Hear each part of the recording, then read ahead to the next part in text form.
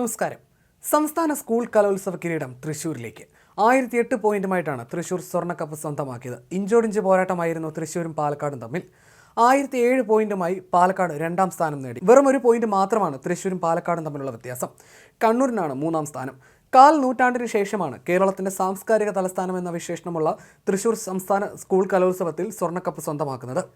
1999 നടന്ന കൊല്ലം കലോത്സവത്തിലാണ് തൃശ്ശൂർ ഇതിനു മുൻപ് ജേതാക്കളായത്. കഴിഞ്ഞ വർഷത്തെ ജേതാക്കളായ കണ്ണൂരിന് 1003 പോയിന്റുമായി മൂന്നാം സ്ഥാനം കൊണ്ട് തൃപ്തിപ്പെടേണ്ടി വന്നു.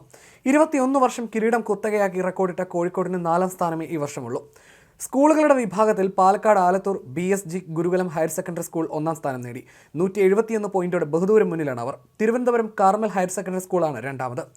ഇടുക്കി MKNM HSS സ്കൂളാണ് മൂന്നാമത്. സമാപന ചടങ്ങിൽ വിദ്യാഭ്യാസ മന്ത്രി V. ശിവൻകുട്ടി വിജയികൾക്കുള്ള സമ്മാനങ്ങൾ വിതരണം ചെയ്യും. ചടങ്ങ് പ്രതിപക്ഷ നേതാവ് VD സതീശൻ ഉദ്ഘാടനം ചെയ്യും. ചലച്ചിത്ര താരങ്ങളായ ടൊവിനോ തോമസും ആസിഫ് അലിയും അതിഥികളായും പങ്കെടുക്കും.